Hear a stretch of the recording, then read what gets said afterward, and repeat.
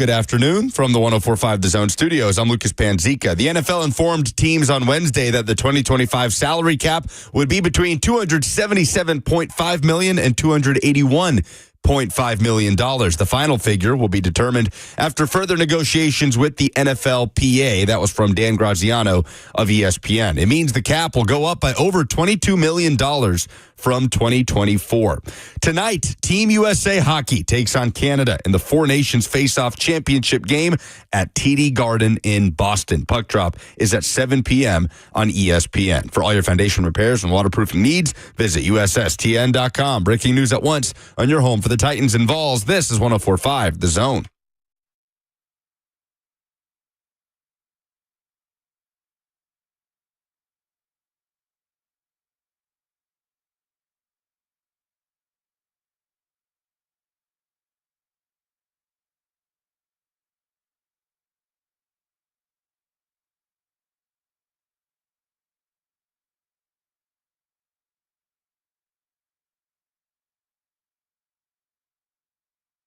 Cover 2 with Blaine, Bishop, and Zach Lyons here on 105 The Zone, powered by all Four Seasons Garage Stores. 615-737-1045. You want to get in on the conversation.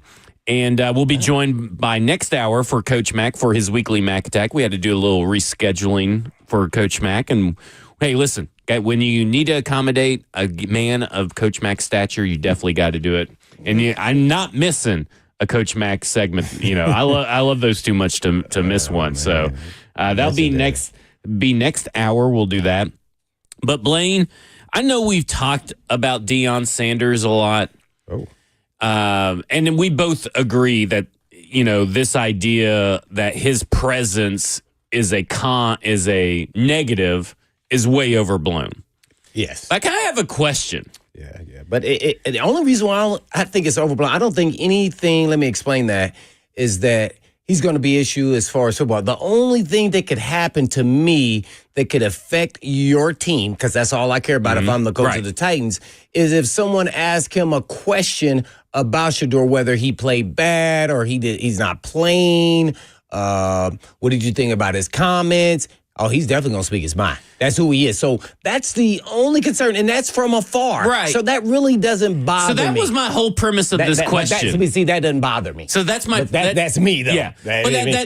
My overarching thing is that, you know, people say that Deion Sanders will be a distraction. Nah.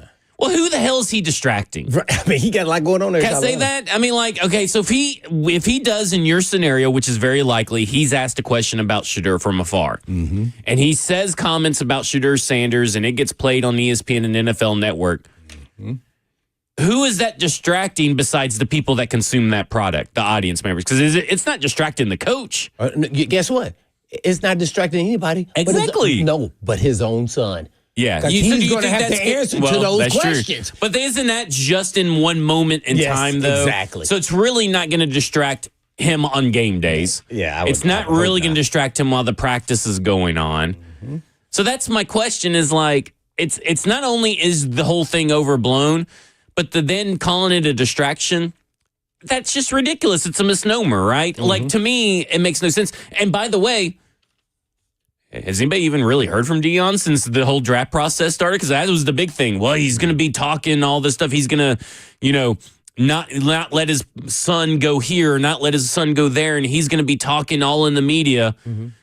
Heard him. He went on Stephen Colbert at some point. Some podcast at the Super Bowl, right? Yeah, and he did a podcast at the Super Bowl, and that's and I think he said it. You know, he'd be glad for wherever he goes. He didn't even name a team. I mean, at this point, the most overblown storyline has already kind of surrounding Shedeur Sanders has kind of already faded away. It's already been proven that it was overblown. It didn't take long. I thought it would take a little bit longer, but it didn't take long for that to be overblown. Here's the true test, and this is probably would be my only question. And guess what? When the Titans, remember when they were interviewing Shedeur, right? Right. Deion called, and he answered, and they had a conversation.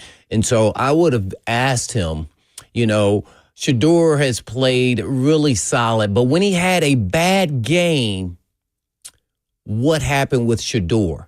And then that would then lead me down the road of what would you then be saying, Deion, Mr. Prime Time, now that he won't be under your pivian eye and everything else and under someone else's? What would you have to say to the public if he had a bad game in the NFL? Right. And so that is probably the only things because, at the same time, Deion's not there, and I'm sure he's going to watch plays after the fact. But I would think I want to know his answer to that, and then I want to hold him to that if we end up drafting Shedeur, if it's the appropriate answer, in my opinion. He'll probably be able to make it to the games, right? Don't you think he's probably got a private jet or something or access? I mean, I'm assuming he could also do first class, but during the season, this is a totally different topic than what we're talking about. But I'm just curious, during the season, don't you think a man of his means could probably for sure. fly to all the games to watch? Not that it matters or causes a distraction. I'm just curious. Because I don't you know got if he would go too. to all the games just because he has access. You play on Saturdays. You typically have stretch and run down and injuries on Sunday. And you're a West Coast team, so you kind of play later most times. So I don't know if he'll be. I would assume that he would probably be at half of the games. Yeah. So, I don't think he'd make it every game.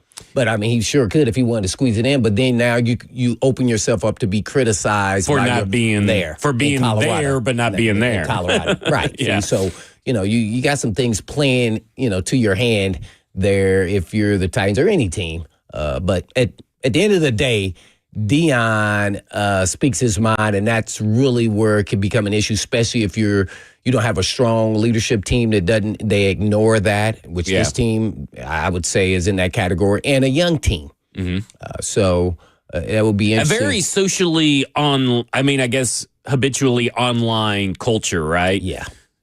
But at the end of the day, practice is practice, the game is the game. I have a hard time thinking that, let's put an example. J.C. Latham is out there thinking, well, Shedeur Sanders said that I didn't, play good enough to protect his baby boy, and here I am, I don't feel like that's really carrying into practice habits or game habits. Am I being too naive, you think, or do you think that matters? No, I'm right on point with you. Yeah. I was up there trying to think about it. I played with someone. His last name was Dorsett, and I really loved his dad and even had his cleats in Little League. Yeah. I said, I can't wait to meet him. I was, because I was a running back my whole career until they said you're not good enough. And he was nothing like Dan, of course, but he was never a distraction.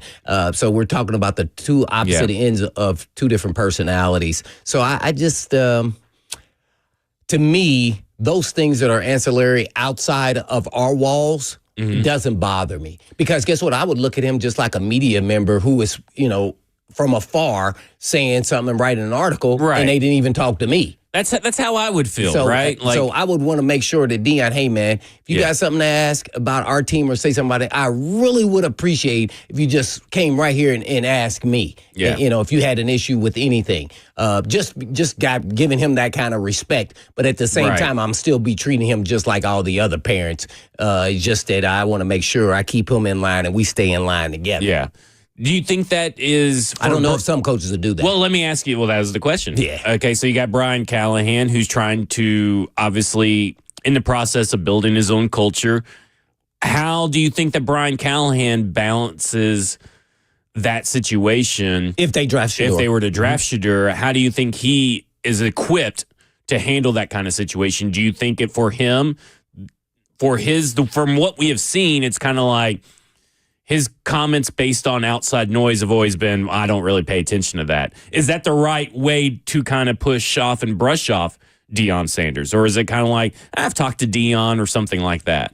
I think it depends on the situation. I think you can kind of approach it both ways. One thing I love about Coach Callahan is he's very honest about assessing and giving you the facts from the game. And I don't think as a former player and a great player, we all know Deion is a Hall of Fame player, he would respect that Because one thing is really hard to get by in sports is when coaches give you BS, you know it's BS, or if they speak the truth, but they do it in a respectful way. That's one thing Callahan does. Right. I got to give him kudos for that. That he is off the charts on that. So I think that's why I believe it wouldn't be as big of an issue now. Ultimately, if you're losing and you're going down this path of 3 wins again, then people were going to use that and say whatever Deion may say is causing conflict. Right. Good example of how the media covers Deion Sanders. That first year, they didn't win. Ooh, we saw a lot of neon Deion, didn't we? Yep. A lot. Mm-hmm. Oh, they won last year. Did you know? Yeah, right. I almost made the 12-team playoff. Yeah. Yeah, see, so they want controversy. They want to stir it up. So He'll probably be asked And almost he will- every press availability. right, Will he? and he's a stir up guy. He likes that.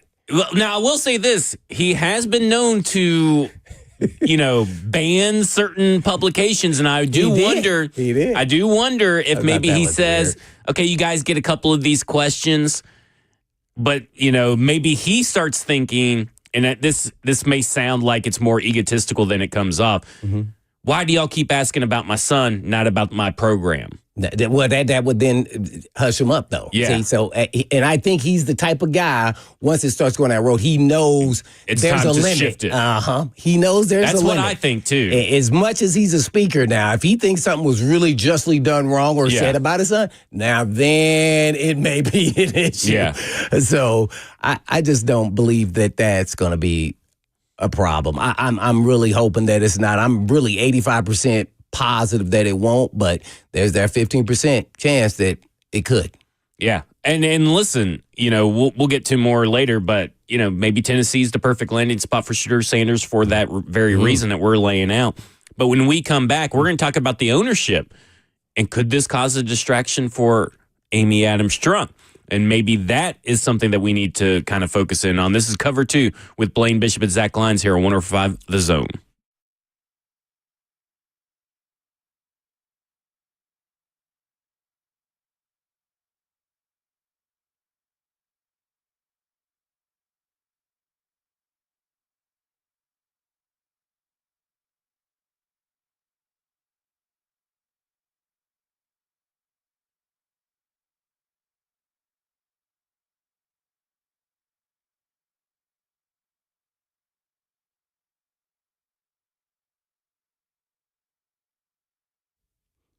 Hey, folks, I've been talking about Tennessee Orthopedic Alliance for years because they're the leading experts in sports medicine and performance and the team physician for the NFL, college, and high school athletics across Tennessee.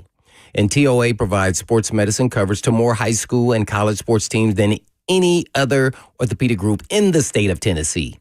They have 29 locations throughout the state and over 100 physicians throughout Middle and East Tennessee to take care of all your musculoskeletal needs.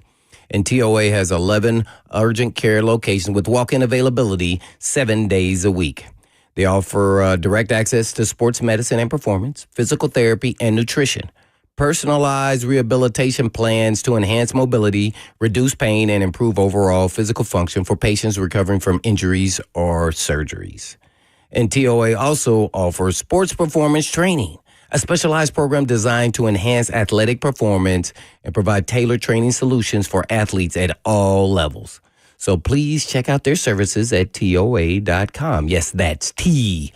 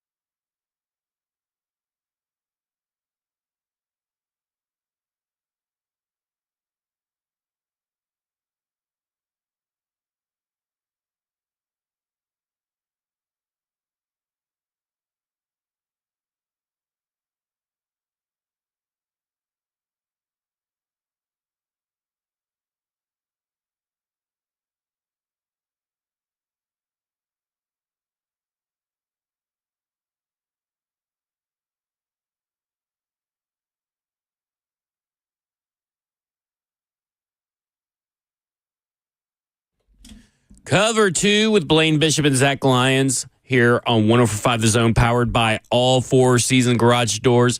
615-737-1045 if you want to get in on the conversation. So we've been talking about the Deion Sanders distraction, how it's really not a distraction for the players, not really a distraction for the coaches. But I do want to say owners are a lot more like fans than what we want to give them credit for. And we know that fans are easily distracted. But Amy Adams-Strunk has said, I'm letting Chad Brinker handle the football stuff. I'm letting Burke Nihill handle the business stuff. So how much do you think she would be paying attention or be distracted by the Deion Sanders comments that may be at the presser or may not even happen? Well, that's why I think this situation is really beneficial for a player like Sanders, with his dad being a Hall of Fame player and a coach, and being in the media himself and being successful at all the levels. I think it would be easier for them to transition because she's not publicly, out there where people are going to be asking her questions. So though she has no choice but by saying that I'm going to let them handle the football stuff. So eventually at some point, maybe somebody will ask her something, but hopefully it won't be something big that time. I really don't think Amy Adams-Strunk is going to have it. Here's how I look at it, and this is why I'm not pro-Deion, because there's some things I definitely disagree with about him. But if you did go down the road of Shedeur Sanders and they drafted him, I think I look at not only because he fits the scheme in the system, he may not have as big of an upside as Cam Ward, but I think he could come in, he's pro-ready. But he brings this celebrity status that draws tickets, that could be beneficial to me if I'm the owner. So that's kind of how I would look at it, and I would teeter the fence on how much that would, enhance our ticket sales to it doesn't become a problem. Do you think Cam Ward can bring you that same kind of star power, or we're talking about two different things now. We're talking about Shedeur, whose dad is primarily the guy's doing a lot of the talking, and that brings a whole nother celebrity status. Gotcha. Now, but Cam Ward kind of can bring the same thing. Yeah. He just didn't have the father that's the celebrity. Yeah. So he's just Shedeur. He is just Cam. I mean, so then, he's the number 1 pick or 2 pick or whatever he is. He's going to have somewhat of that. But when you have someone behind you that brings, let's say, a group of people. So let's just say Deion shows up at a Titans game. As you mentioned him in his private jet or whatever, he's going to make it to some games. There's no way around that. I guarantee he's going to make sure he makes it to some games. Guess what? He's not coming by himself. That's not how he rolls. There's going to be other celebrities with him. Oh, so then some people may come to the game just to see who's with them. See that? So now there's a business part to this, and then say, okay, where's the line if we have to deal with something like that? Right. That's really how I would be paying attention to this. I would not be concerned about that Deion is going to be a problem until he does become a problem. Yeah, and then I'll handle it at that point in time. So I look at it like this. I agree with you on everything on that. So that takes me kind of into my next point, and it's kind of a discussion we had off air a couple of days ago, and I've been trying to work it into a show. Finally got a show that we can work it into. Real quick, time out. Okay. Here's what I'm going to say, though. Also, Titans have the number 1 pick. Every time I turn on ESPN, the 4-letter network, the big powerhouse, I never see them talking about the freaking Titans. They had the number 1 pick. They don't want the Titans to take a quarterback for whatever reason. I'm convinced. So guess what? Shedeur and Deion bring that to the table. They do. And if I'm the owner, I want that. You want that. I want that. Now, you better be careful what you choose for. Right. Yeah. It's what you choose. But I want that. And so if it can help me out and it just works out that happens, perfect. I'm not pushing for him if I'm the owner, but if it does, I'm coming to him with that kind of answer. Right. Sorry about that now. No, well, I mean, that kind of ties into this whole discussion that we're going to have, and we want to hear from you, 615-737-1045. I look at it like this. I think Tennessee, specifically Nashville, Tennessee, specifically the Tennessee Titans, I think Shedeur Sanders, it's a perfect fit for him. I'm not talking just offensive scheme. I am talking a guy that has had the limelight follow him wherever he goes. If Cam Ward were to go to New York, who do you think is going to be on ESPN more? Cam Ward in New York, Shedeur Sanders here in Nashville, Cam Ward in New York. So he's going to have a little bit of a burden lifted off his shoulders.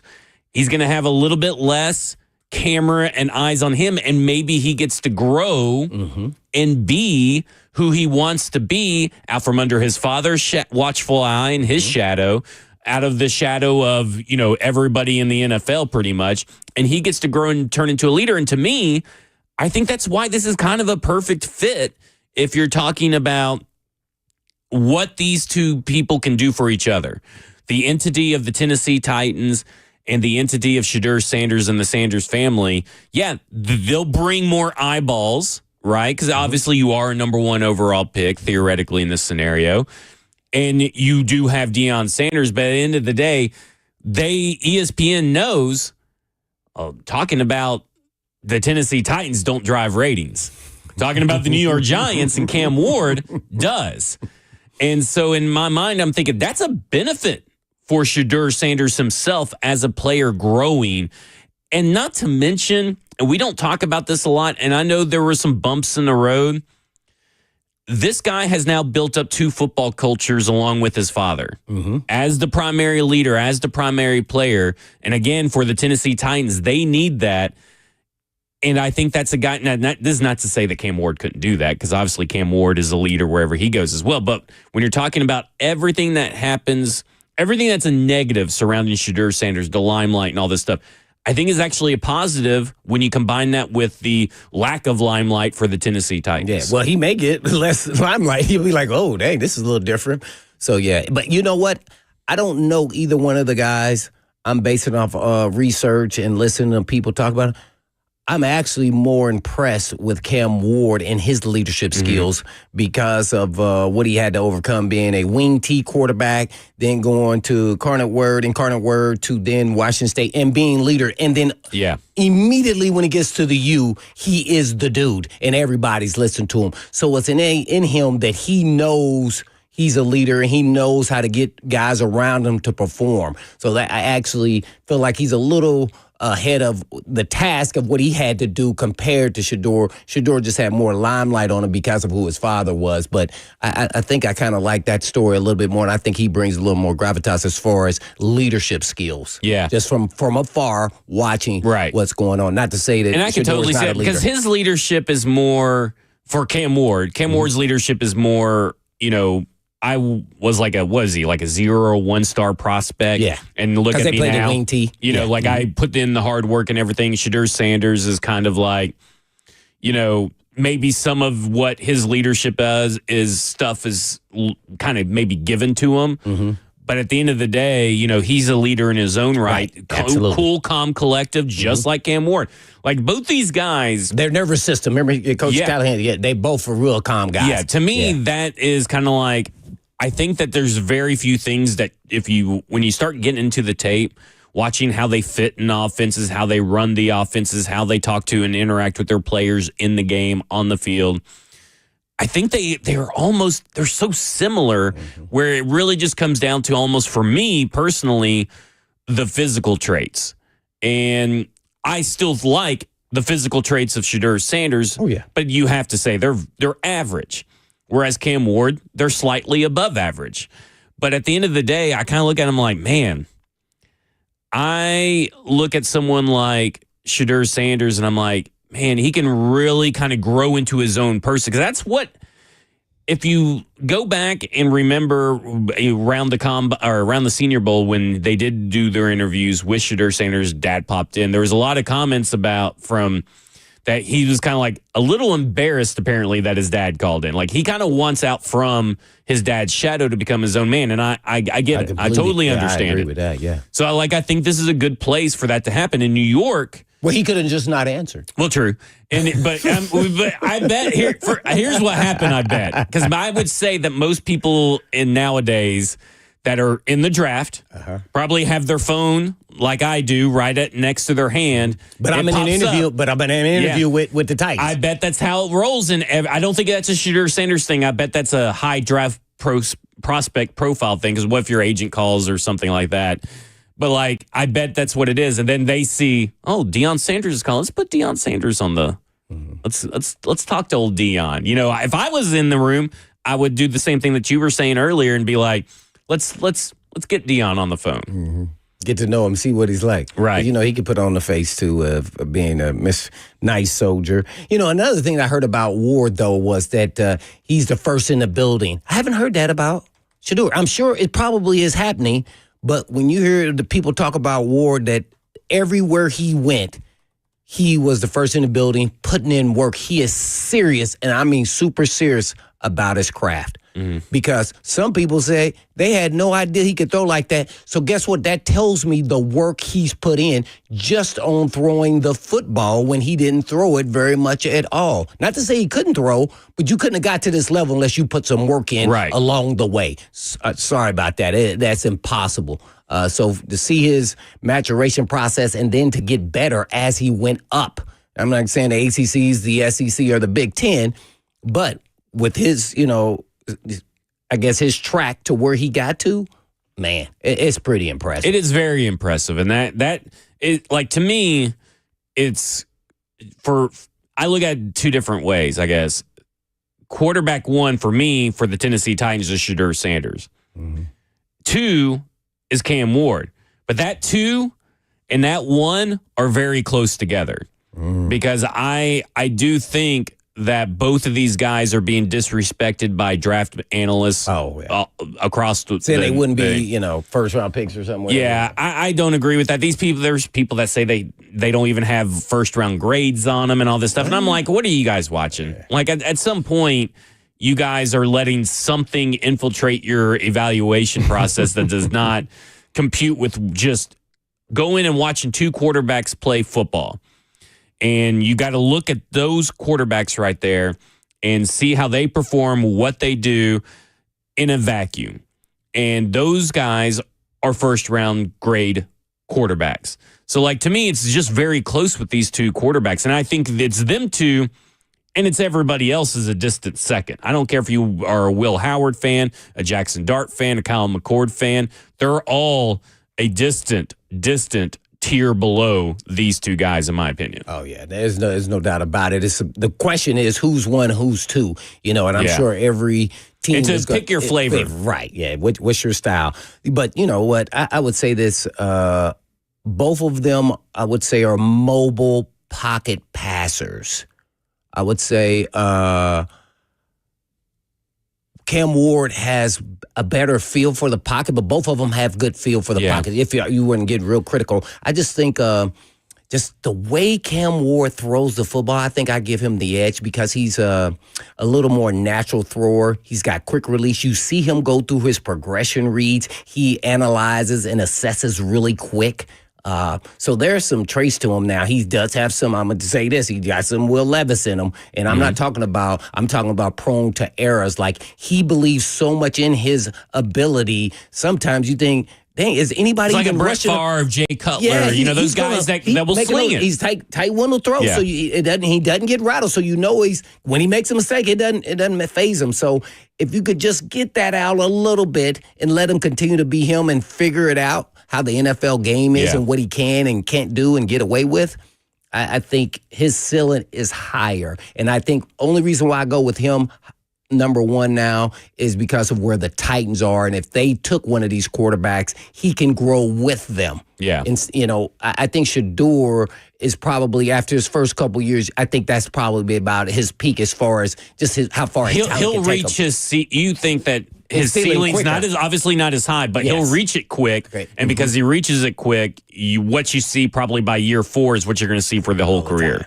Yeah. Kind of like Trevor Lawrence, right? I even think maybe even sooner. Because I feel like we've seen the ceiling of Trevor Lawrence at this point. I don't know if there's another step in Trevor Lawrence's game. Stay healthy. Yeah, maybe that is it. But I mean, like, at the end of the day, I think we kind of know the quarterback that Trevor Lawrence is. And I'm not saying, obviously different prospects. Yeah. But as far as a player reaching their ceiling and hitting that ceiling, it seems like Trevor Lawrence may already be there. Yes, I think he hit it probably year 3 or so. Yeah. And we thought, now we're about to see him turn the corner. And we just never see that corner being turned. I didn't. I never saw it. I think he's just an average, good starting quarterback. I even put him in maybe a little ahead of him. The same with Tua to me. Like I don't see what everybody sees in a $50 million quarterback. I get it, that's the going rate. But sometimes you got to put a halt to that and say, just because you're the number 1 pick or our top 5 pick, you're not that guy like that. And I just don't think neither one of those guys are elevating their teams to that kind of level. Yeah. I just don't see it. Yeah, I'm kind of, I get. Maybe on occasion, but not consistently. I think what you're looking at is with Cam Ward, you're hoping for Josh Allen, not Anthony Richardson. Yeah. Or Will Levis, or whatever name you kind of want to throw in that, the traitsy guys. Yeah. And I do think that, let me say this, and we talked about this on Football and Other F Words, we talked about on Monday's show too. Cam Ward, his arm talent, I think, his arm strength is overrated. Yeah. But I think what is underrated is his ability to read, diagnose, anticipate, throw I was timing. Thoroughly impressed. The more and more I watch, I go, you know, and I've watched a couple games. So I think he has a higher floor than, and I've said this before, but than Will Levis or Anthony Richardson, and maybe the same ceiling. But you still got to meet that. Like, you still got to be. I still think that Shedeur Sanders' floor is higher because of everything that he excels at is stuff that is hard to teach at the next level. So to me, I kind of look at it like that. But at the end of the day, I'm not walking away angry with either one of these quarterbacks. Oh, no, me either. No, me. And I prefer them to trade. I think fans will. Oh, I know. Because it is a very distinct camp. There's 3 of them. No quarterback whatsoever. Did this. I did this. Shedeur Sanders and Cam Ward. Like, there's 3 distinct ones. I don't think, at the end of the day, these prospects, I don't think you can go wrong with. Now, when you get them into the pros, that's when the organization has to make the right decisions and put the right things in place to make sure they reach this. It's not on just the player to reach their ceiling. It is on the organization. It is on the coaches to help them. It is on their surrounding talent to help them realize that ceiling. You can argue, but they need help. That's true. But you could look at Anthony Richardson. You could argue they've done everything they can. Now, that is a failure on Anthony Richardson. Yeah, that's Richardson. Will Levis, I think, is a failure on Will Levis and maybe some on the organization. But at the end of the day, you got to look at it like that. And are these guys being drafted to a good situation and a good organization? Because there is a lot to say about fit. But really, the great organizations don't ever have the first. Well, they don't ever have the first pick. Yeah, well, that's true. But like the good future organizations will always be able to fit around the players that they draft. Yeah. And so, to me, I kind of look at it like that. Is like, I'm not as worried about fit in the offense, if that makes sense. I'm more worried about the situation, the organization being able to get the best out of either of these quarterbacks at this point. So that's the question for all our listeners, though, is who would you prefer, Shedeur Sanders or Cam Ward, based off of our analysis and what you've maybe looked at or watched some of these guys do? Who would you prefer, or would you prefer to, trade back and, whoever it may be, whatever team it may be? So that'll be the interesting conversation, because some people are going to look at Sanders as the distraction. Some people will say, hey, I love it. And then some people, hey, man, Cam Ward is just that guy. I watched him a couple times. And I thought that you was going to make the playoffs. I thought they were close, man. I was like, oh, man, they're going to make it. And then they didn't. So. I do think the real Mike Jones kind of hit this on the head. Is like Sanders is Marcus, Cam is Jameis. Like, I kind of get it's. I'm not saying it's 1-to-1, but I get what he's going for with that thing. It's something that I've kind of talked about a little bit too. Is like, you look at Jameis, he had, I think, all the traits that you kind of want. He had the better arm. He was in a pro style offense. All that kind of stuff. But he was turnover prone. And he just continued to be turnover prone. Now he could throw you 30. If he throws you 30 interceptions, there's a good chance you can get 30 touchdowns out of him. And that's kind of like where Cam Ward is kind of leaning for me. I find that entertaining. Yeah, there you go. And Shedeur is kind of like the safer guy who will protect the ball, who will make decisions. But I do think so. He's more Marcus. He's more Marcus, but not. I wouldn't say everything is like Marcus. I would say that the way Marcus he approaches is a his better athlete. Yeah, I would say that Marcus is the better athlete. I would say that Shedeur is probably the better quarterback prospect in my mind, and by the way I looked at it, because I wasn't a big Marcus fan.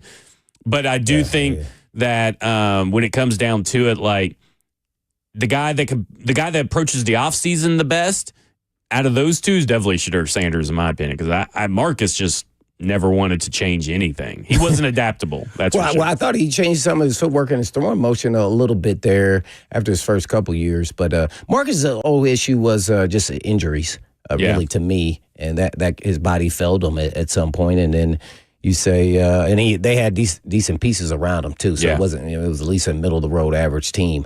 But in this case, it's going to be interesting to see what they decide to do. And I'm getting nervous because I can't wait to the combine and what rumors we hear and see if they are real rumors, especially this Jets rumor. And I thought about it a little bit more. I think I want to even add a player in there just to see if I could get Garrett Wilson. Yeah, that would be nice. Yeah, you ain't going to hear no complaints out of me. Hey, man, I put a text in to Aaron Glenn, told him, hey, man, we you ready for Cam Ward or Shedeur? Which one you want? Yeah. He didn't respond. All right. When we come back, we're going to talk about an aspect of Shedeur Sanders' game that I want to bring up to Blaine and see what he thinks about it. This is Cover 2 with Blaine Bishop and Zach Lyons here on 105 The Zone.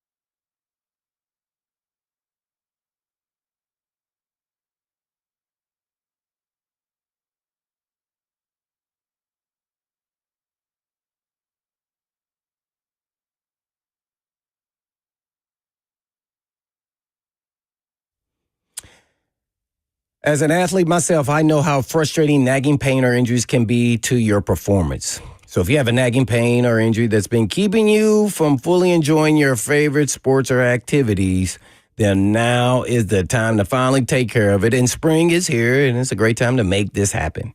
And Edge Peptide and Hormone Therapy have multiple regenerative treatment options for treating, healing, and recovering from your injuries or pain. And Edge has everything from PRP treatments to stem cell therapy. And Edge focuses on your body's natural ability to heal, and the ultimate goal is always to avoid surgery if possible.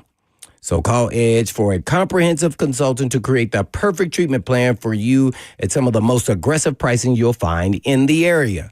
So spend this month restoring so that you can thrive the rest of the year. And all you have to do is just go online to edgepeptide.com. Yes, that's edgepeptide.com. Or you can just give them a call today at 615-724-1878. That's 724-1878.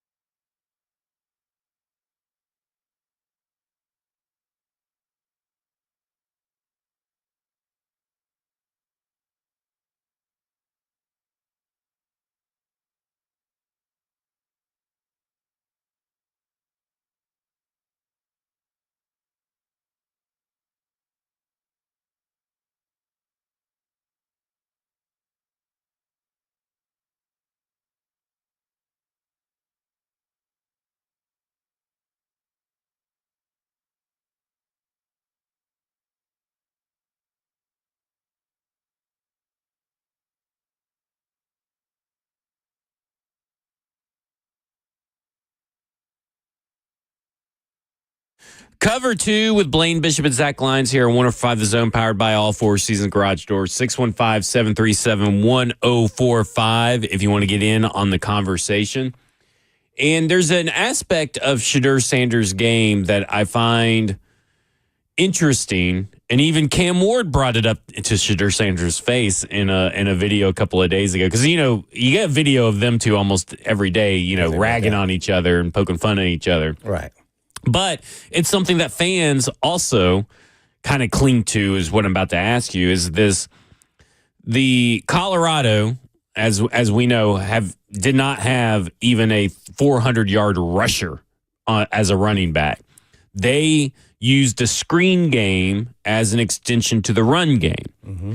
So when you're evaluating these quarterbacks and you're evaluating Shedeur Sanders or any quarterback who may be in that situation in college, how do you weigh that and measure that when you are doing your evaluation process? Because at the end of the day, you should be looking at all the throws, not just the screens. But, how much do you take into account of, well, he can't throw it deep? Because that's what they say. Well, he can't throw it deep, even though there's many deep throws littered all throughout his tape if people actually watch the games. Yeah, he's throwing deep. I would say, if I'm comparing him to like Cam Ward, I think Cam Ward's arm is a little bit stronger, but he can throw deep. He actually won a game he threw deep. I thought I saw a game at the buzzer. At the end. So I'm not really concerned with that. What I actually would be elated about is he performed like that with no running game. Yeah. That offense was more, I'm going to give it the term 7-on-7 offense. I know Shermer was the quarterback's coach there with the Philadelphia Eagles when I was there. And we didn't run nothing like that, but he was under Andy Reid's tree. So I would say Andy Reid would prefer to throw a short pass and say, hey, that's like a running play. That doesn't bother me. The style of offense, I just want to make sure he can make the throws. I think that would make him a better player if he did have a running game. Yeah. And they really didn't. And I don't know how much it was because of their line or just because they didn't have good enough running backs, or that's what they wanted to run in their offense. When you're evaluating quarterbacks, on tape, and you're trying to figure out which quarterbacks you like and all this kind of stuff, when you're going through it, is it more about how quick they throw, the timing, and all that kind of stuff, or how much do you pay attention to velocity, I guess? Not as much as people think. That was really one of my only questions, his velocity on deep balls, not other throws. What I really pay attention to are the throws that you're going to make the most. The curls, the out, the dig, the seam route. Those throws, because those are the ones you're going to do the majority of the time. Now, you're always going to throw, you're probably going to have 2 deep balls in the NFL per half. I will give it that term, because you should be threatening the team deep. It maybe happen some games more, some games less, depending on, what kind of game it's going. So I'm never have been an evaluator of how strong your arm is to make you a successful quarterback. I can go down and name. We can talk about the ones who have big arms or Hall of Famers. Okay, Dan Marino. What about Joe Montana? Right. I played against him his last year with the Chiefs in the playoffs. His arm wasn't strong, but what was strong? His brain. And see, so I'm more looking at how smart my quarterback is. Is he going through his progression read? Is he reading the defense pre-snap? What did he do? And I see that from both of these guys. And so that means they're well coached, at least at the college level. And I think a lot of that has to do with 7-on-7 and development of quarterbacks more so than anything else. But I got to say they put the work in, and I think they're somewhat NFL ready. But until you're in that situation, I think they can grow. They're going to have to go through their lumps. But I think halfway through a season, I think we'll start seeing signs, even sooner maybe, that both of these guys are going to be quality starters in the National League. And what Cam likes to do is a little bit. They both kind of like save plays. So a play that may be, crumbling down around you. Right. Cam extends it with his legs and maybe runs, down the field, which is a great trait to have. He's quick with his decisions. But he's always looking down the field. He always looks downfield and is trying to make throws. Shedeur, what I like about him is that he's always looking downfield. Mm-hmm. but he's also quick to go to his safety valve. Yeah, his outlet. And that's something that we never really saw with Will Levis last year was getting to that safety outlet. It's like he never knew. And I think the way that both these guys can save a play in their own way is something that Titans fans should really appreciate, especially after the year that everybody has gone through in 2024. Yeah, that it comes out clear as day. You know, it's funny. I don't recall that when I watch Will Levis's tape. Right. And yeah, so, it was big, even in it was a big just issue trying to at remember college. back. Yeah. So remember I said he should be able to throw the outlet, you know, where Like second nature. Yeah. If he had issues, he had to go find them. Yeah, these two quarterbacks have that second nature mentality. They've been well these two, coached. in my mind, are quarterbacks. They're not athletes masquerading as quarterbacks. These two guys are quarterbacks. And sometimes that harms you. Now I know people laugh at me, but that's why I don't want the runner as my quarterback. I want a guy who is mobile and can run, but I want him to be the quarterback. And that means go through progression. If you want to keep the drive alive, great. But and eventually, some of those guys are going to win. I mean, Jalen Hurts, you could say, is somewhat of a runner. Yeah. We eventually will maybe see Lamar or Josh Allen, and Mahomes is mobile, but I wouldn't say he's a runner. He runs, he picks his spots. I want my quarterback more so like, you know why? I don't want my quarterback to get hurt. Right. I really don't. I'm not going to ever tell my quarterback that. I'm just say, hey, man, you better make sure you protect yourself when you get out there running around. Because if you're not a runner, you already know how to do all these things. You know how to slide. You know when to get down. You know to win and say, hey, this play is over. We lost, and take the sack. I mean, so that's what happened is already groomed into you because you were never a big-time runner, big-time athlete, as you were talking about. There you go. When we come back, we'll continue the discussion. We'll go to Scotty and hit up your all's phone call, 615-737-1045. We got a few phone lines open if you guys want to jump in. This is Cover 2 with Blaine Bishop and Zach Lyons here on 105 The Zone.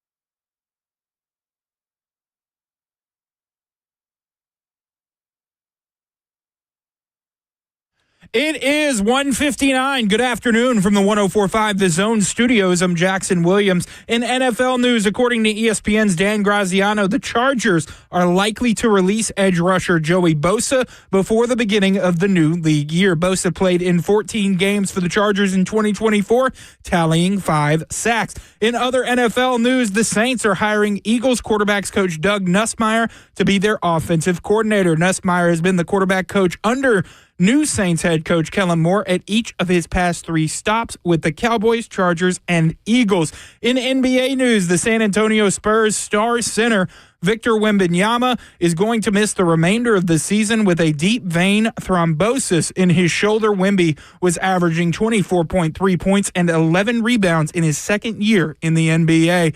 The 15th-ranked Lady Vols are back in action tonight as they take on Alabama at Food City Center.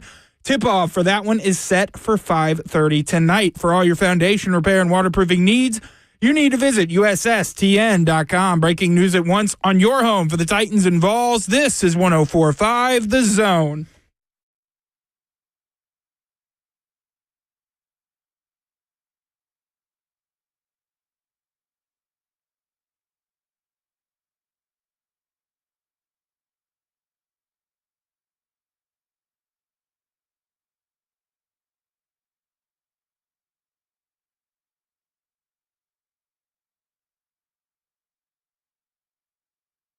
Cover 2 with Blaine Bishop and Zach Lyons here on 105 The Zone, powered by all 4 Season Garage Doors, 615-737-1045. You want to get in on the conversation.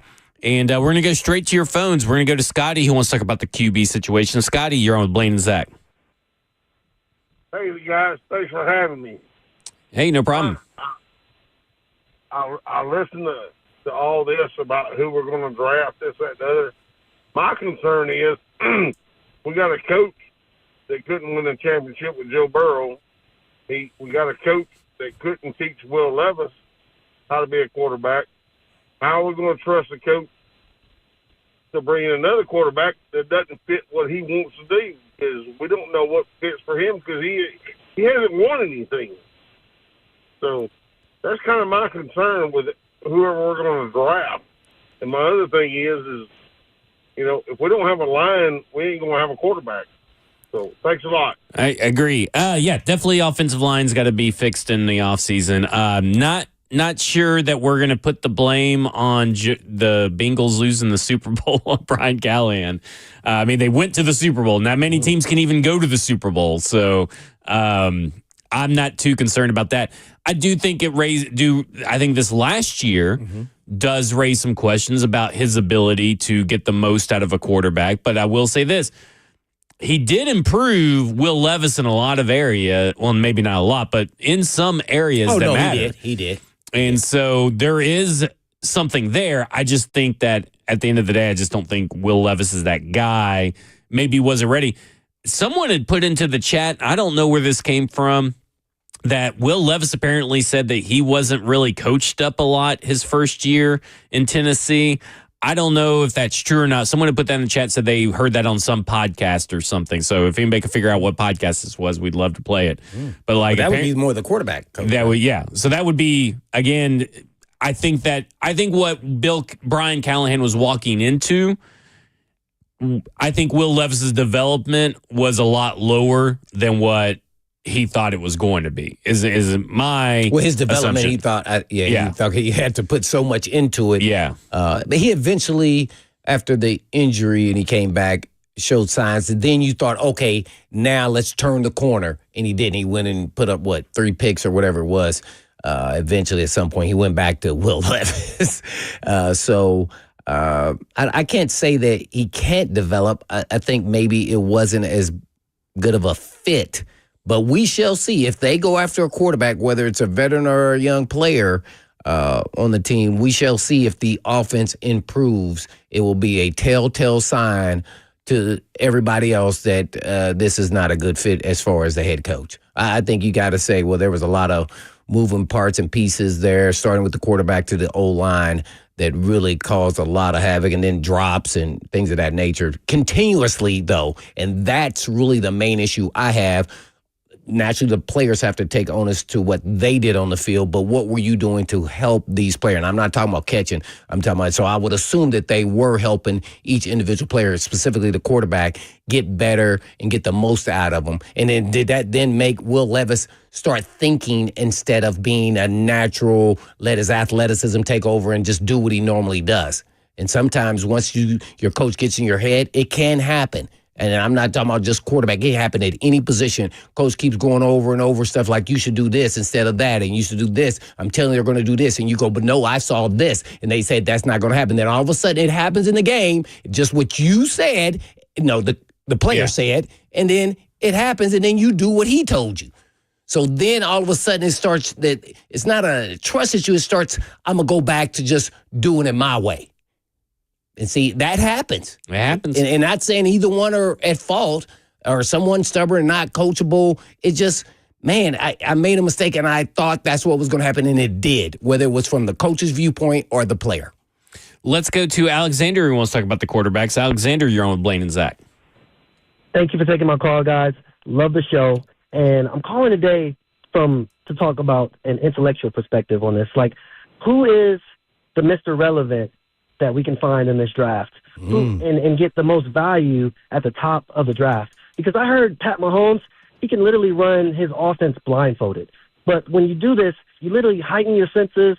You hone the other senses that you're not using. So what is Will Levis doing in the offseason to master this offense and become a more smarter intellectual quarterback? I mean, that's my question to him, because I really want to get him on and find out what is he doing to be better. And also, like I said, who can we find who's Mr. Irrelevant in this draft that we can provide more value to the front end of our offense? Are you talking about Mr. Irrelevant as far as the quarterback or any position? Mr. Irrelevant means the last player taken in the draft. Yeah. Okay, Mr. Irrelevant in regards to the quarterback position. Okay. Like, who can we find that can provide value and still work with Will Levis and give him a chance? Because I feel like the value that we can get is truly in bolstering our skill positions and maximizing, our players. Because, I mean, I just hate us to be in quarterback purgatory.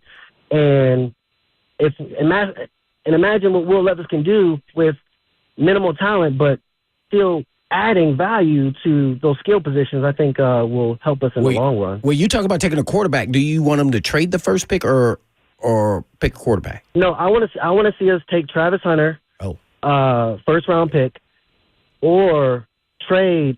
Let's just go with Travis Hunter. Let's just get the maximum value for that position and get one of the best players in this draft, and then go bolster the offensive line, the defensive end position, the linebacker position, and just really just come out and find out what Will Levis is doing. I mean, is he sitting down with Tom Brady? Is he sitting down with Peyton Manning? I mean, he needs to be breaking down every offensive play that he's ever did and see, what is my hot route? What are my reads? What could I have done better? Where's my footwork going? Who am I seeing, and what didn't I see, and why did I do this? Why did I make this play if it was not ill-advised? Last question, real quick. Wide receiver or cornerback for Hunter? Say that again? Wide receiver or cornerback? Are you going to play him at wide receiver or cornerback? Both. Okay. I think he provides the best value on the defense because he's a shutdown corner. But I think that because we throw the ball maybe 17 to 25 times a game. So I mean, you add him in those select spots, and I think he can maximize the cornerback position and come in as a special feature on the offensive side. Yeah. One more question. No, just kidding. Just kidding. I was laughing because Stoney sent something in the chat, not because. I'm just kidding. I love what Alexander was saying, but Stoney asked, "Why spend a draft pick? Just pick up Jamison Wang out of Cornell as an undrafted free agent." I don't even know Jamison Wang is a real person, but that just made me laugh. So listen, Seth Hennigan is my pick for the Mr. Irrelevant. I don't think he'll be. Excuse me. There at the Mr. Irrelevant position. But I'll just say this, Seth Hennigan with Travis Hunter, Seth Hennigan probably going to be Offensive Player of the Year, probably Rookie of the Year, on offense if you got Seth Hennigan throwing bombs to Travis Hunter. Yeah. That's a joke. I don't think that's going to happen. But I do think that Seth Hennigan is that kind of late-round quarterback where maybe you could find a Mr. Irrelevant. And to his question about Will Levis's offseason, he has said that he's going to be working with Jordan Palmer. Take that for what it's worth, but that he is at least trying something different this time around. Yeah, quality trainer. He's been, doing this for a while now. Carson Palmer's brother, right? Right. Who played in the league a little bit there, too. A quarterback. I'm still I still like Kyle McCord or someone of that ilk. It's quarterback. It won't be later rounds, probably be in the mid rounds. But hey, Kirk Cousins mid round, maybe you get a diamond in the rough and end up being the starter. You just never know. But as far as his comparison to, I know this was way back. He compared him to Mahomes and how he can just do it with his eyes shut. Is kind of what he was really saying. Will Levis has not played in the league that long, and I'm sure Mahomes was not doing that after his first year in the offense. Because that's what this was Will Levis's first year in this offense. So no, nothing seemed always natural. Guess what? I'm going to say this. I played in the same defensive scheme the entire career with the Titans, and it became where I was so instinctual, it took me to year 3, where I was instinctual. Now, first year, you're worrying about make sure I do my job. Then now you start seeing where you can get help and where everybody else is supposed to be, especially from a safety's point of view, and where I can fit in and who's supposed to be doing what.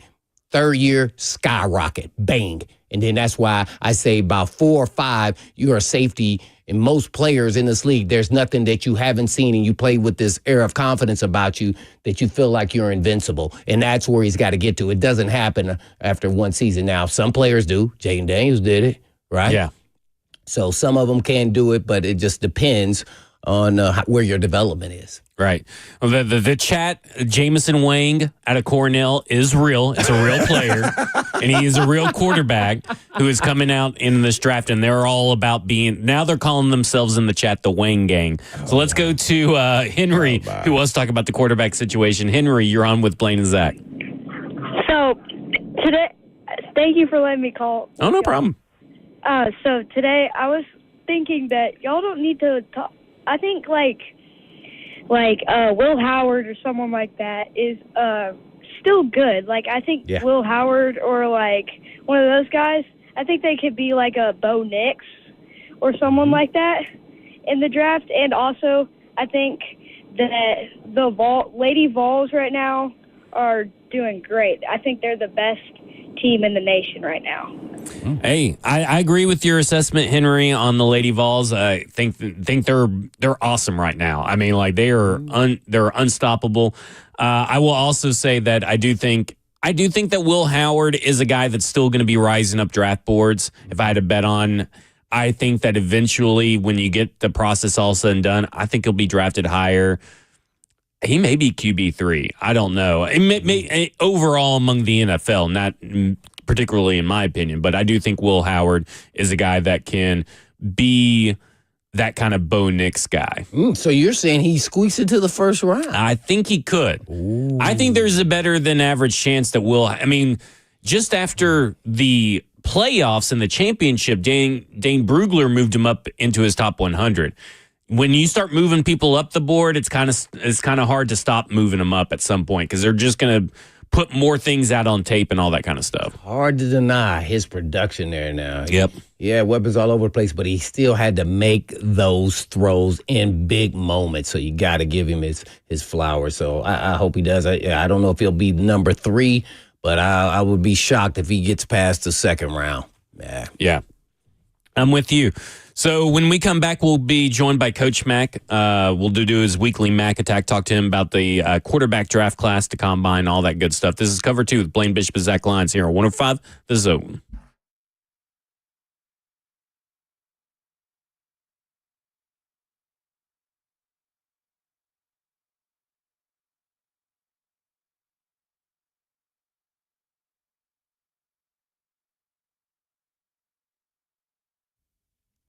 Have you noticed how unreliable things have become these days? Like when someone tells you it'll be ready at 4 p.m. and it's not. People are really tired of that stuff. So if you've had it with unreliable vehicle repair shops, come on over to Eurofix. And Eurofix turns unreliable into reliable. And Eurofix has your vehicle ready when it's really ready so you don't have to stand around and wait all freaking day.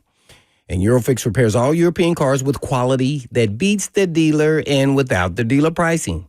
And that's because dealer repair shops are designed to pay virtually all of the dealership's overhead, and that's a lot of moolah money, by the way. So why would you want to pay for that? Well, Eurofix Reliable also means 3-year nationwide warranty plus a free loaner car with every repair appointment.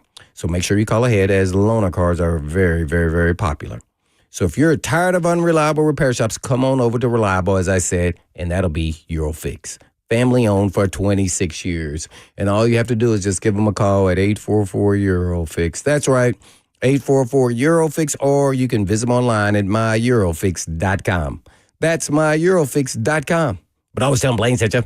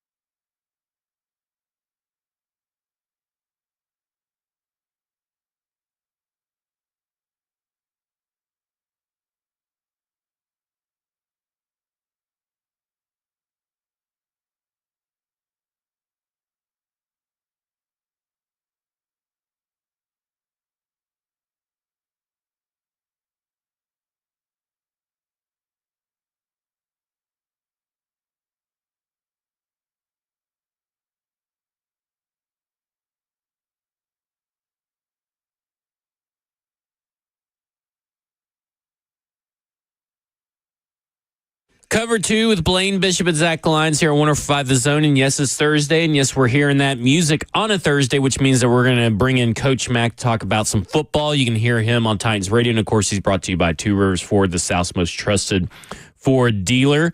And Mack, thanks for joining us on this Thursday. And I hear that you have been a little warmer this week than the fine folks at Tennessee. Is that true? Yeah, hey, Zach. Hey, Blaine. Yeah, thanks for accommodating me. I was had some places I needed to go. I was in Dallas, Phoenix, and then ended up in Newport Beach at an event, and then came back here, about froze to death when I got off the plane. I bet. I can imagine it was a culture shock.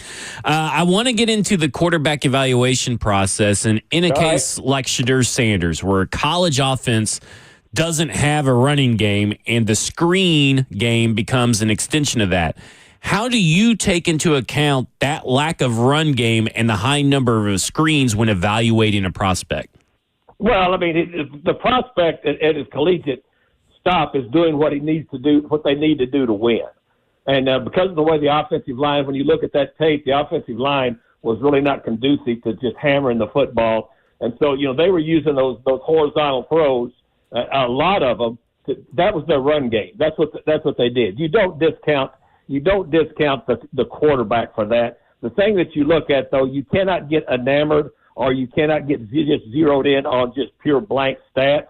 In other words, a completion percentage in an offense like that is going to be, should be extremely high. But you can parse out the other throws.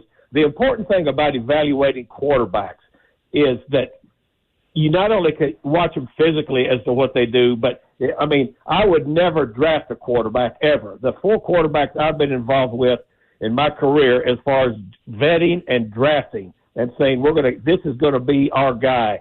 The first one was Jim Harbaugh when we brought him in to replace Jim McMahon at the Bears, and so we vetted him very, very hard. Took him in the lower part of the first round, I think 26.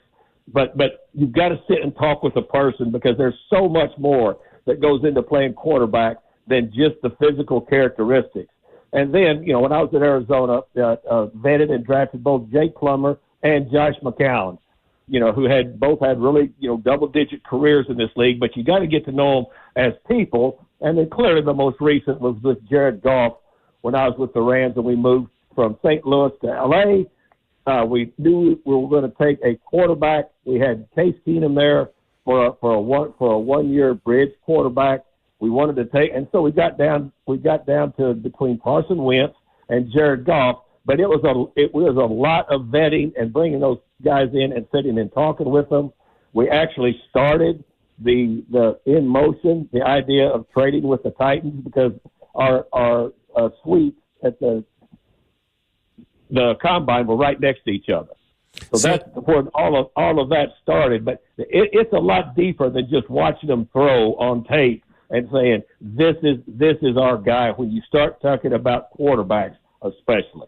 So what was the difference in your all's evaluation process between, Jared Goff and Carson Wentz? Two quarterbacks, clearly the top 2 of their respective quarterback class, kind of different play styles, which is kind of similar to what we're seeing with Shedeur Sanders and Cam Ward. They're the clear 2 top guys.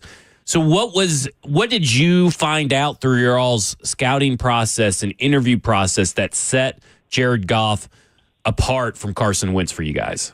They were both very intelligent. First of all, I mean, they could, yeah. And again, we had those guys we brought them in. They were with us, for both a couple of days, pretty extensive as far as just giving them information and then letting some time pass and then having them put the information back out to us. We even went as far as to, of course, we were in a hotel out there in Oxnard, California, because we'd had to move the whole operation out there for 6 months. But we cleared a ballroom and had coaches standing and simulating different defenses, and we would give them a play. They would read off, and then they would go through their reads. We did all of that stuff. I mean, it was very extensive. But at the end of the day, for what we wanted to do, offensively, when you looked at it, Carson Wentz was the better athlete. He was the better athlete. His numbers were better as far as just athletic numbers, but the best pure thrower of the football was Jared Goff. and that's what we went with. Well, we're talking to Coach Mack here for our weekly Mack Attack, brought to you by Two Rivers Ford, South's most trusted Ford dealer. Well, Coach, since I got to ask this question, and that is, if you're trying to make a determination and both quarterbacks were even, does the interview or they're throwing the football, which one matters most? But if they're even, it's what you can glean from the person. It's the interview, and it's not only. I'm not just talking about the 18-minute interview at the combine. Mm-hmm. I mean, that's a car wash, okay? But getting to know them, because with a quarterback, again, the thing that you got to spend time with these guys. I mean, these guys are just now starting on that. It's just a little bit of a bite of the apple, you know, at the East-West game or at the Senior Bowl. You get to talk to them very, very, quickly. And really, and the combine's the same way. I mean, it's an 18 to 20 minute thing because you're working through so many people, because you got over 300 guys there. But you discern who you want to bring in and spend more time with. First of all, at their throwing sessions that they're going to have wherever they're going to have their individual throwing session, then you can spend as much time with them as you want. And then when you want to bring them into your facility in the 30 visit, which you've got them for 2 days too. So they are just now starting the very, very important part of that interview process, because you have got to be able to and have the correct questions and be able to see if the guy, as a quarterback, he has to have a grasp of a lot more things, as you well know, you guys know, rather than just spinning the football. How does the combine affect your analysis afterwards? And not just talking about quarterbacks, just in general, when you see, some red flags or some things that you didn't see before, like, whoa, wait a minute, I need to go back and watch tape. How much does that kind of curtail your analysis? It's just a piece of it. It's a piece of the evaluation. The thing that is critical about the combine, and I've been to every one of them since they started there in Indy in '87, and is first, two things are extremely important there. First of all, the medical things that they go through are huge. That's really big, and all of this information is shared. There are no secrets there at the combine. The next thing you're able to look at, all of these drills. Blaine, when I was an assistant coach, I worked on the floor with the quarterbacks for about 7 or 8 seasons. But we would always be tweaking the drills we would do there so that they were position specific to what was going on. And the other thing that you do, the advantage that you have from having someone down there on the floor, is you follow these guys for 2.5 to 3 days. You're with them for 3 days. You see how they interact with other people and see who's on time. And see who is the guy that is always at the right place at the right time. Those things are important. Watching them physically it's important, because then you get some empirical data that you can compare apples to apples down there. But it's just a piece of it. The biggest piece of it always will and always has been and needs to be is how they play the game. And even at the combine, they're not playing the game. I have to ask you this, because I'm going to ask you this after the combine, and that is, what's the strength of this year's draft? What position group, is the strength of the draft, and what is the weakness of the draft in totality, all the way from round 1 to 7? All right, I'm glad you asked, because I just got through putting together the first vertical and horizontal board, which you got to have so that you can start piecing these guys with about 200 players. There's over a little 100 more that I haven't seen that'll be at the combine. So you've got to have a template to start with. The most people, I'll just give you the numbers right here. It's a great question. The edge rushers in this group right now in pod 1, which means these are the top tier guys that have a chance to go from 1 to 32 in this draft. 1, 2, 3, 4, 5, 6, 7 edge rushers.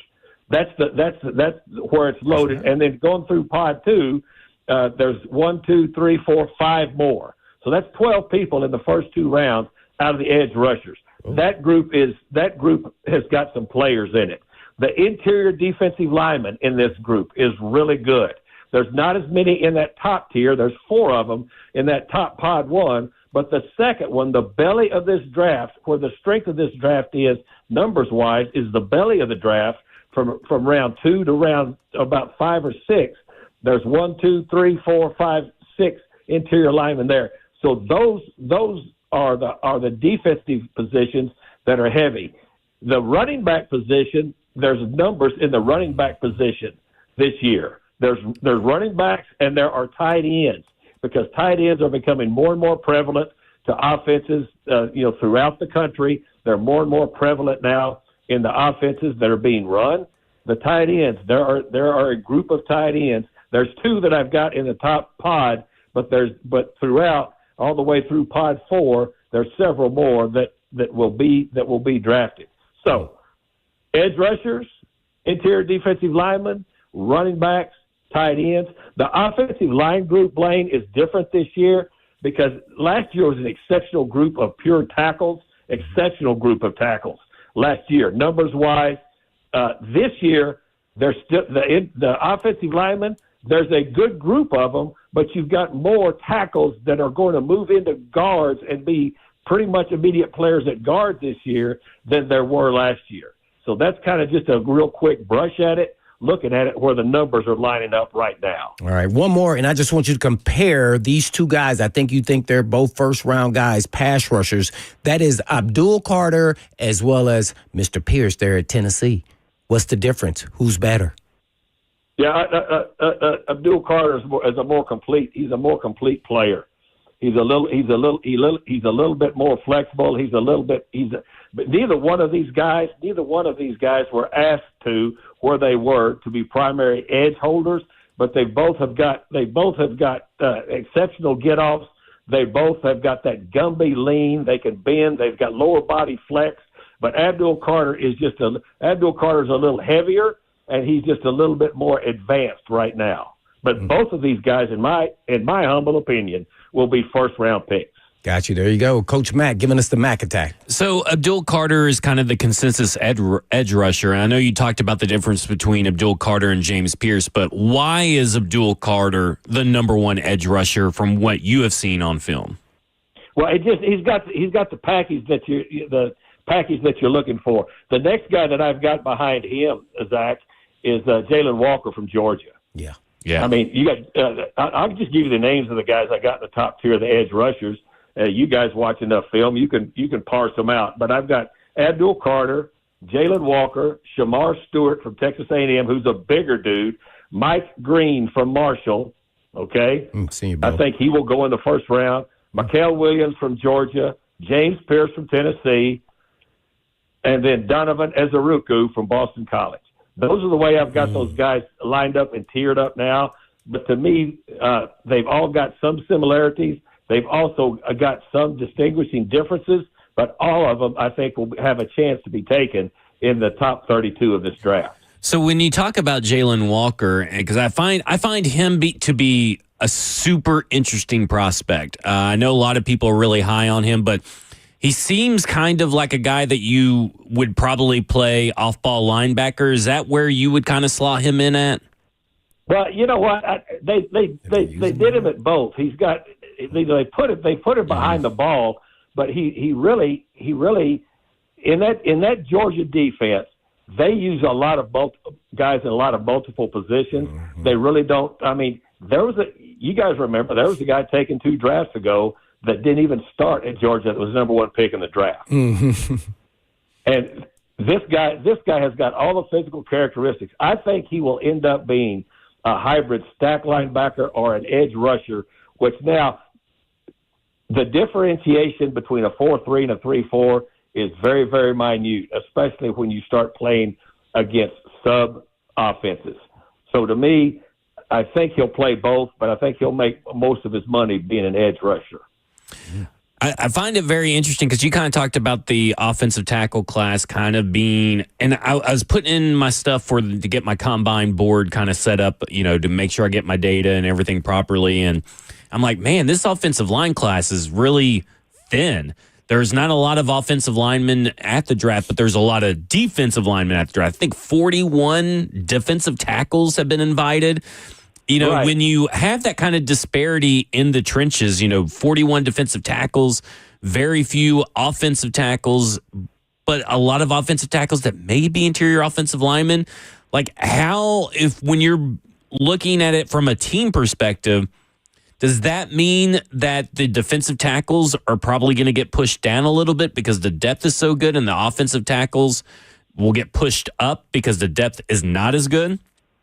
No, that's why you put your board together, Zach, vertically and horizontally. You just don't go linear on a position. You go across it. When your pick comes up, you go to where the value is across the board. And as the offensive tackles, I got 1, 2, 3, 4, 5 offensive tackles that I think have possible first round grade. But not all of those guys, I don't think, will end up making a living playing tackle, offensive tackle in the league. All of those edge rushers I just talked about, I believe, will end up making their money being edge rushers in the league. And then the interior defensive linemen, this is an outstanding group for the belly of this interior line group, defensive line group, I think. So every year is different, the numbers that come out, but you can't. What you've got to do is you got to fit it to what you have on your squad. The other thing that you have to do, knowing that the scouting department's guys know these numbers a year in advance. When you look at it, you start going into it. So that's when, if you're doing it properly, you're drafting and developing, then you are plugging holes with selective free agents. And in doing that, because that's kind of where I wanted to go next. I mean, you talk about you're kind of eyeing the class ahead while also drafting in the current class. I go back to Tavondre Sweat, and I love Tavondre Sweat. I love everything about him as a player, as a person, all that kind of stuff, and I love the pick. But then I look at it, 1 year later, we have a defensive tackle class that's really deep, and you wonder, should the Titans have spent, a different position? So to me, that would say to me that they really felt strongly that Tavondre Sweat was the best player available, no matter the position. Is that what that kind of says to you?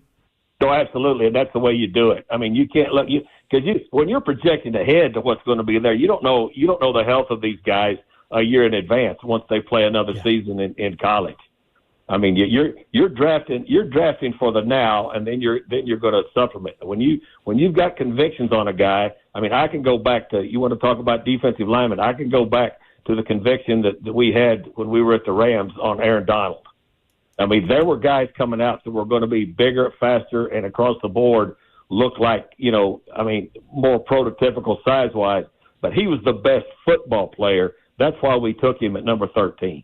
Mm-hmm. Well, we're on with Coach Mack here for his weekly Mack Tech, brought to you by Two Rivers Ford, South's most trusted Ford dealer. Well, Coach, we had a caller call in and say, what's a surprise player? And I'm just kind of go more mid-round that could, turn into, the Blaine Bishops, Cortland Finnegan, any, player that's kind of underrated, under the radar that you think will be successful in the league. He just maybe is missing height, maybe a step slow, but when you turn on the tape, he's a baller.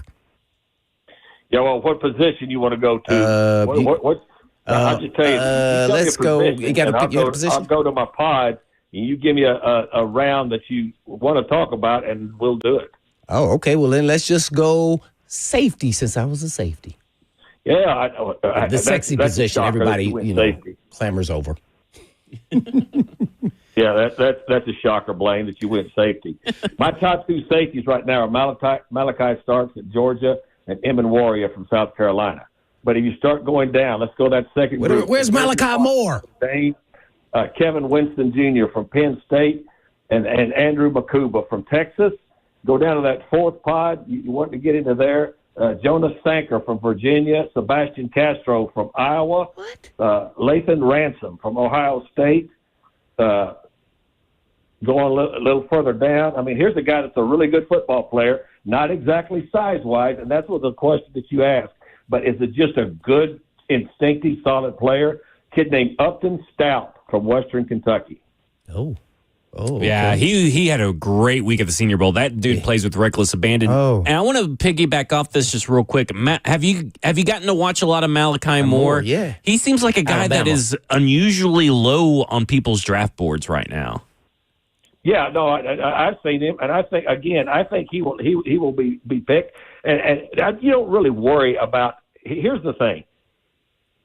This right now, as we're starting out, I mean, and I know you guys don't pay any attention to any of the mock drafts and all that stuff because that's just somebody spitting something out so that they can get content out there. And some of these guys that do these mock drafts, they change it up so that people will look at it or they'll debate it. But if you're taking, all you really want when you start talking about tiers of these guys is, and especially now since they started slotting these salaries, all you really want to do as a player is get in the building. Get in the building. So where they are right now, like we're talking about the slots where they this early, 2 months out from the draft are, it's really not important. It's what you can glean from them as a person and as a player, and if you believe they fit, take them. And that's what I learned very early in this process when I was vetting and drafting players. If you believe in him and you believe that you've gotten all the bases covered, take him. Don't worry about where somebody else has him ranked. All right, real quick, Coach. The season of, I'm going to just say lies or untruths. How do you determine when you're down there and you're in the coaching, you're, on the coaching staff, what's true and what's false? Well, you got to know who you're talking to. Oh. I mean, that's the key. I mean, I've got an advantage because I've been in this 39 years. Right. I know who to trust, and I know who's full of you know what. Mm-hmm. All right. But when you're doing that, and at this time of year, and you're right, Blaine. Here's what you believe right now of all of these things that they put out. You believe all of nothing. All right, because nobody's going to tell you exactly what they're thinking unless you've got a relationship with somebody and they know it's reciprocal on your part. That any information that you're giving or getting will stay between who you're talking with. That's the important part. That's why most of the things that start to happen when you start talking about players and sharing information, most of that stuff starts at the combine because, look, it's a relationship business, just like anything else in life, just like any other business is in life. But you've got to know who to trust, and you've got to know who to sit there and nod your head at and say, yeah, and then walk off and say, I believe none of what he told. I love it. Gotcha, Coach. We appreciate the time, Coach Mack, as always, and we'll look forward to talking to you Tuesday when we talk a little bit more about the combine situations. All right, guys. Always enjoy visiting with you. See you. All right, see ya. When we come back, we'll get to Nolan and Grayson, who have been waiting patiently and who want to talk about the NFL. This is Cover 2 with Blaine Bishop and Zach Lyons here on 105 The Zone.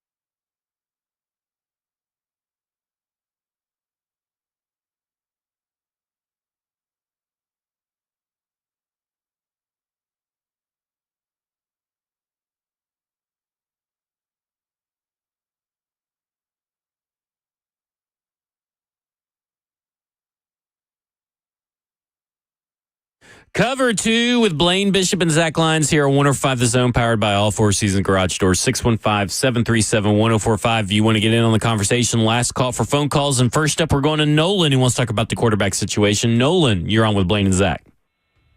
What's going on, fellas? What's up, Nolan? What's going on? Man, I got a quick question, man, for Blaine, basically. So I know you didn't know Bud personally, Blaine, but I know you worked for him. What you think he'll do in this draft? You think he'll pick the quarterback or not? Who's that? Bud Adams. Oh, yeah, Mr. late great Bud Adams was Amy. It's going to be over to the decision, and I would say my preference. I don't know what they will do. I have no idea, but I would. I probably would trade back if it was me.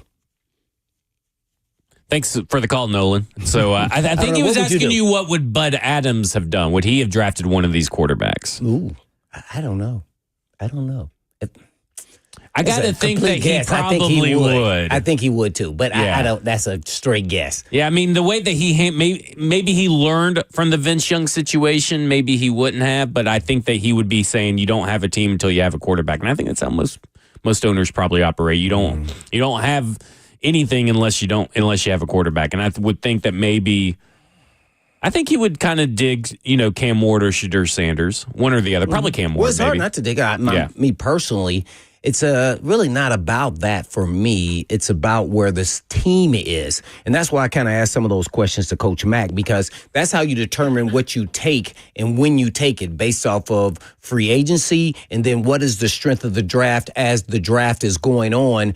If you say, oh, well, we need a D tackle or, which we don't. Yeah. But, and you're in the third round, we're like, well, dang, we can get another one in the fifth. He's going to be probably just almost as good as this one. So let's just wait because it's a deep draft at D tackles and we can take another position. Well, that's why those names can be constantly moved on the board, right? Because I would venture to say, this is an assumption on my part, but free agency changed some things for the Titans last year in the draft. I don't think that if they didn't end up with Calvin Ridley, they probably draft a wide receiver or make it more of a priority to get a wide receiver. Maybe you're seeing if they would have got a competent left tackle situation, maybe they go Rome Odunze over J.C. Latham. Or maybe they draft someone in the second round if they would have got maybe someone better than Sebastian Joseph Day to be the partner to Jeffrey Simmons. Maybe they don't go Tavondre Sweat.